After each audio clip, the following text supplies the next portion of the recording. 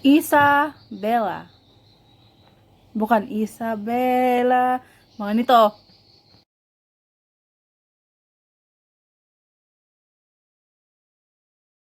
Action.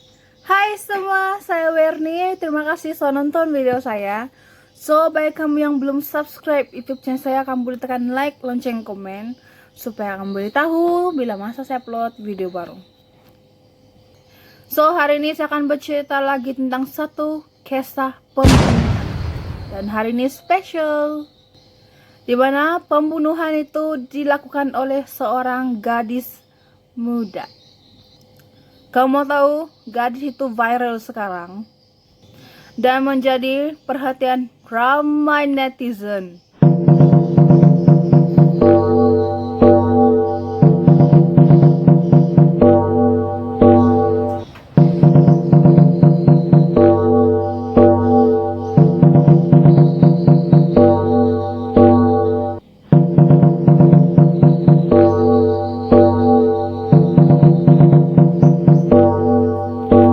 Banyak yang komen, cantiknya dia ini. Ya, cantik-cantik begitu, kejam itu, bilang. Ataupun ada yang cakap, tidak ada perasaan bini perempuan ini. Kisah ini sebenarnya sudah berlaku hampir 7 tahun yang lalu. Tidak tahu baru sekarang dikasih viral lagi. Sebenarnya saya pernah ada komen itu, cantiknya dia, saya bilang sekali. Bila saya tengok balik, dia punya komen yang sebenarnya dia itu nanti aku cerita. Memang kamu tahu juga nih cerita ini. Ketika gadis itu berumur 19 tahun, pihak polis telah menahan dia karena dia telah dituduh atas pembunuhan seorang ibu. Kalau kamu mau tahu siapa nama tuh gadis, memang kamu tahu pun orang itu. Ataupun kalau kamu mau tahu apa kisah dari video saya untuk kali ini, stay tengok video saya karena kamu akan mendapat sesuatu yang menarik.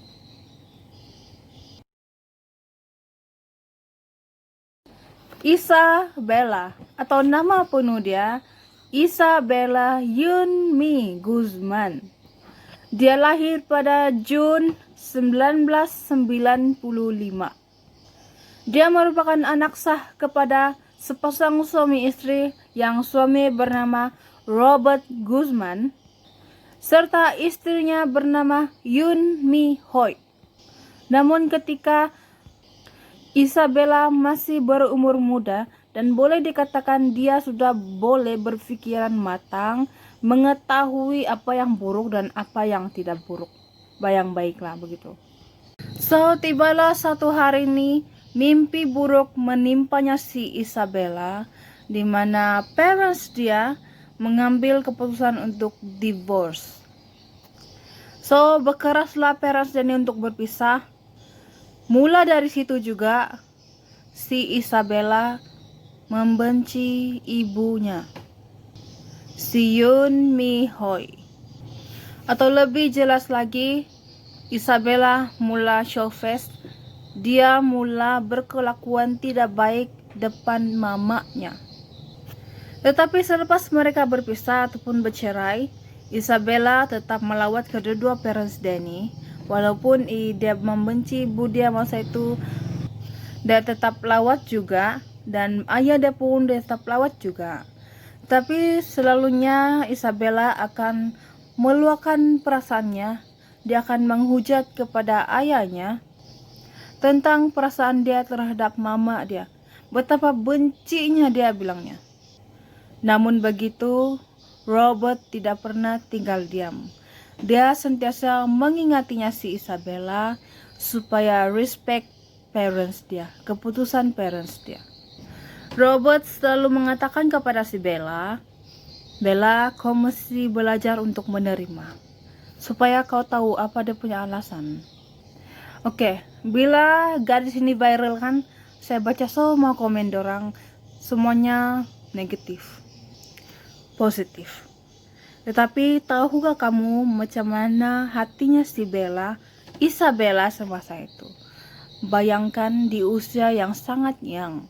Saya tahu, bukan dia sejang face perkara nih. Banyak orang face nih perkara di waktu yang sangat-sangat muda. dia punya parents divorce. Dan saya rasa si Isabella Moss itu sangat-sangat serabut. Dia tidak terurus.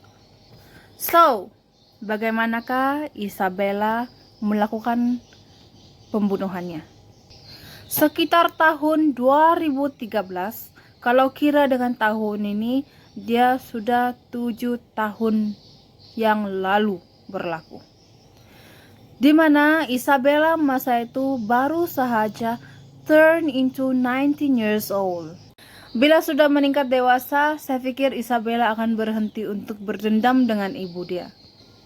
Tambahan lagi, ibu dia bercadang untuk berkawin, di mana ibunya telah membawa lelaki itu balik di tempat tinggalnya si Yoon Mi Hoy, ibu dia.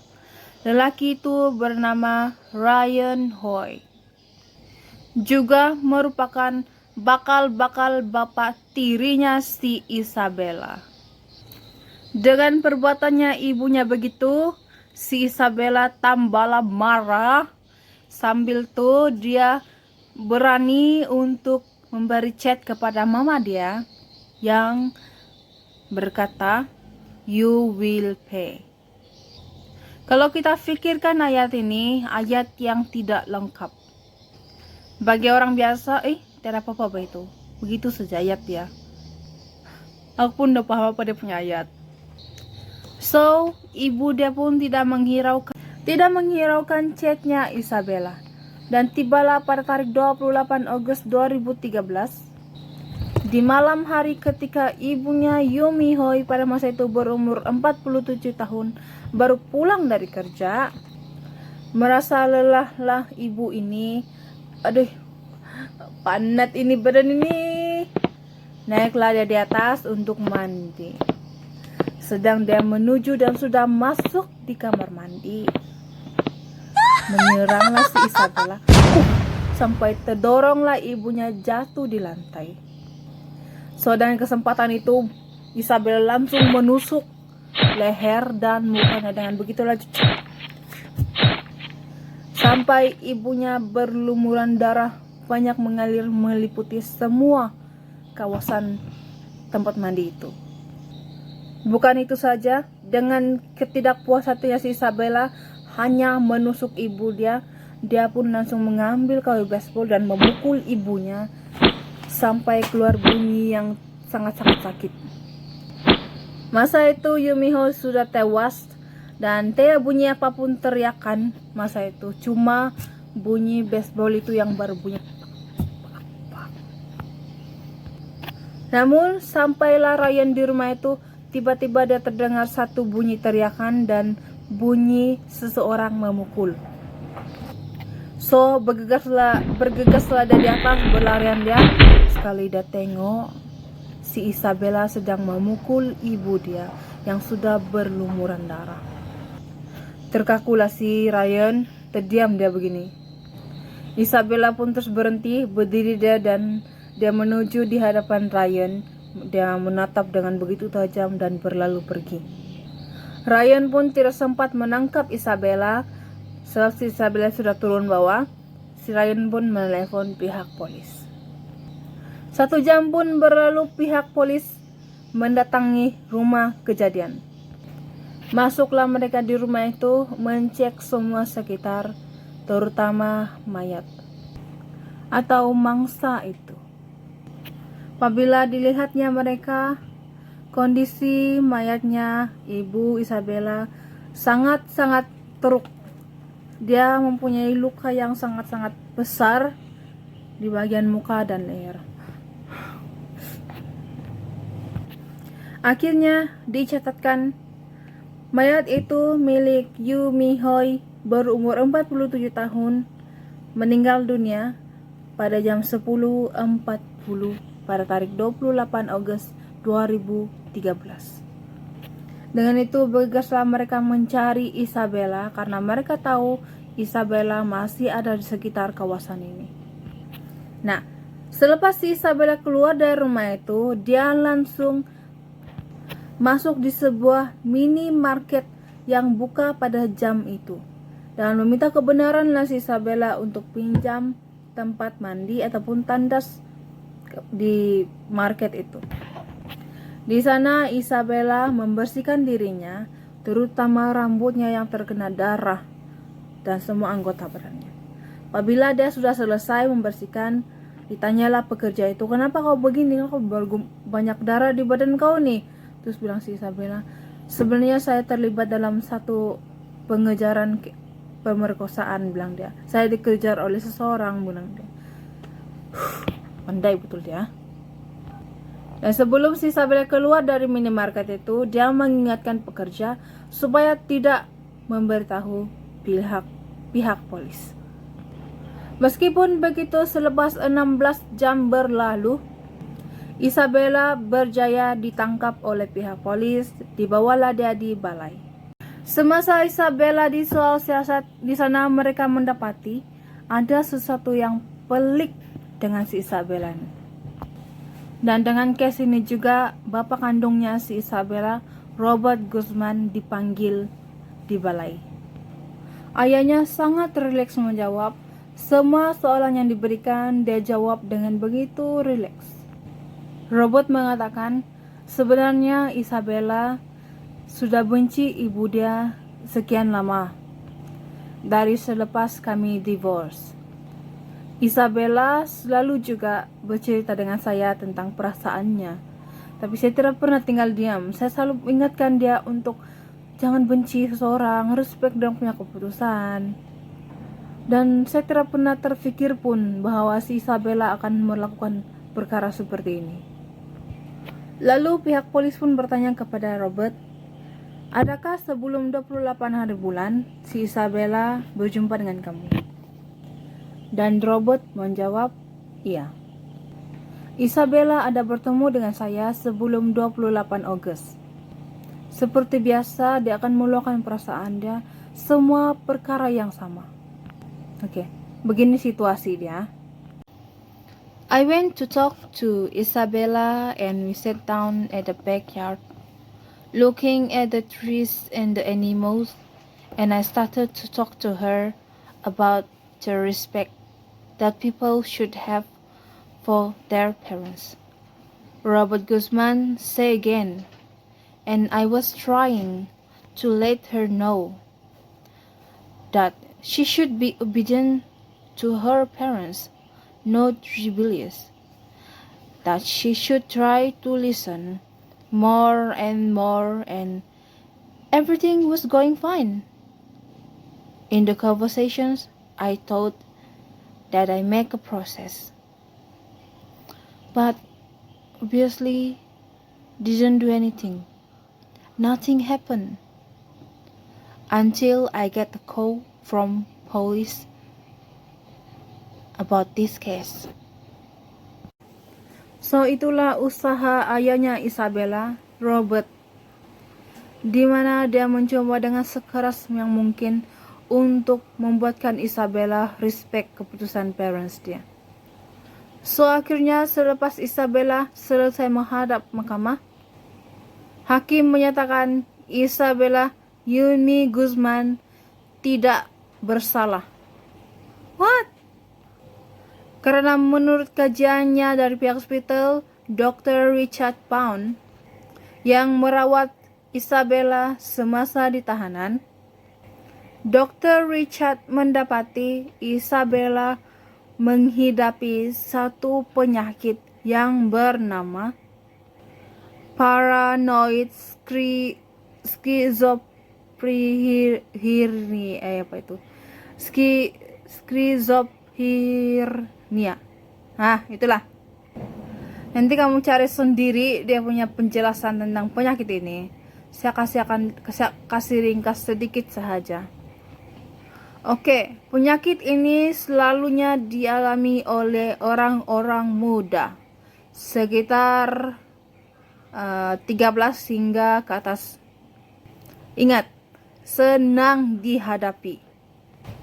Apakah punca jika seseorang itu menghadapi penyakit ini? Ada 3 perkara saja saya kasih jelas.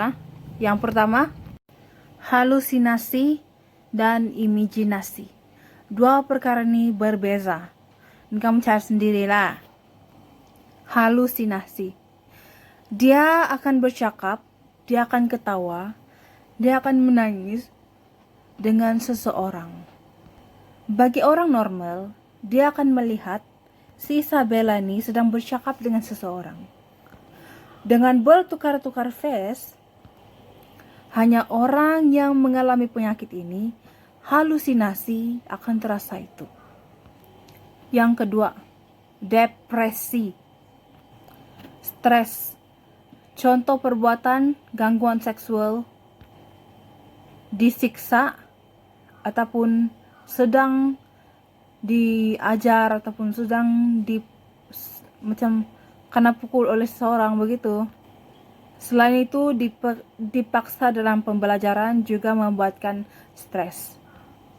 Jangan kamu tidak setuju dengan saya, kalau pembelajaran itu boleh jadi stres. Kita boleh elak baca sebenarnya semua. Kita boleh atur kita punya masa, bila masa kita mau belajar, supaya tidak stres. Tapi kalau kita kaitkan dengan case-nya Isabella, dia stres karena keputusan ibu dia. Mungkin mereka tidak pernah berconversation ataupun bercerita satu antara yang lain. Maybe that reason make Isabella depressed about mama dia. Yang ketiga, gangguan kelainan pada bahagian-bahagian tubuh badan kita. Sebagai contoh yang sudah kuat, bayangkan kalau kita sudah banyak masalah, kita banyak betul perkara yang kita pikir, pasti kita akan serabut kan? So, bila disimpulkan semuanya ini, menurut case-nya Isabella, saya bagi tahu lagi, imajinasi, halusinasi itu berbeza, ayat dia pun sudah berbeza, maksud dia pun sudah berbeza. Nanti kamu cari sendiri apa dia punya maksud. Bagi seseorang yang menghidapi penyakit paranoid schizophrenia, first dia akan mengalami perasaan dia yang dia terabai. Bila tiada siapa yang bercakap dengan dia, ataupun tanya dia punya kabar, dia akan merasakan halusinasi.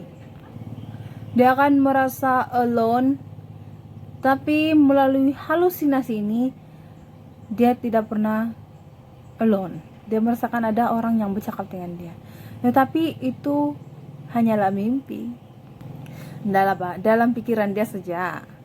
Dalam dia punya pikiran, orang itu betul-betul ada. Tapi menurut orang-orang yang normal, tidak siapa yang dia nampak sedang bercakap dengan dia. Tapi tidak sepastinya kita selalu pikir pasal halusinasi ataupun memikirkan seseorang. Mesti ada satu perkara yang dilakukan. Nah, bila sudah begitu, dia depresi, dia menyimpan semua dalam hati dia. Dia tidak bagi tahu siapapun. So, disebabkan dia simpan perasaan itu, jadilah gangguan dalam tubuh badan dia. Bila semua itu sudah bercampur aduk, itulah yang menyebabkan case itu berlaku. Saya harap kamu pahamlah. Tapi lagi penting kamu pergi cek sendiri apa dia punya maksud penyakit ini. Oke, kita sambunglah. Selepas Isabella dinyatakan tidak bersalah, banyak orang tidak puas hati dengan keputusan itu. Walaupun melalui case ini, Isabella boleh dikenakan hukuman mati ataupun death penalty. So, itulah kisah untuk hari ini, mana ada sepasang suami istri, yang suami bernama Robert Guzman dan istrinya bernama Yoon Mi Hoi. Pasangan itu telah memiliki seorang anak perempuan bernama Isabella Yunmi Guzman. Tetapi di usia Isabella yang muda, kedua parents dia membuat keputusan untuk divorce. So dari sanalah Isabella mula membenci ibunya. Tambahan lagi, ibunya telah membuat keputusan untuk berkawin lagi dengan seorang lelaki bernama Ryan Hoi. Walaupun begitu, ayahnya Robert sentiasa mengingatkan si Isabella untuk respect keputusan ibu dia. So, pada tarik 28 Agustus 2013, Isabella Yunmi Guzman pada masa itu dia berumur 19 tahun ditahan oleh pihak polis atas tuduhan pembunuhan ibunya yang dilakukan oleh si Isabella. Semasa Isabella dalam satu persidangan, dia kelihatan sangat-sangat ceria. Dia senyum saat melihat kamera. Tambahan lagi, dia disabitkan tidak bersalah karena atas keterangan Dr. Richard. Semasa itu dia yang merawatnya si Isabella menyatakan si Isabella ini tidak normal. Dia menghidapi satu penyakit yang bernama paranoid schizophrenia. So, pada Jun 2014, Isabella telah dihantar ke sebuah institut kesehatan mental di Colorado, dan kemungkinan besar Isabella Yunmi Guzman akan berada di sana sepanjang sisa hidupnya. Dan kalau si Isabella masih hidup sampai sekarang, Isabella berumur 25 tahun. Oke, itulah kisah dan story untuk hari ini. Apa pendapat kamu, sila komen di bawah. Atau kamu ada kisah atau story yang kamu siap kabar lepas nih, sila komen di bawah. See you later next video. Saya Werni. Thanks for watching.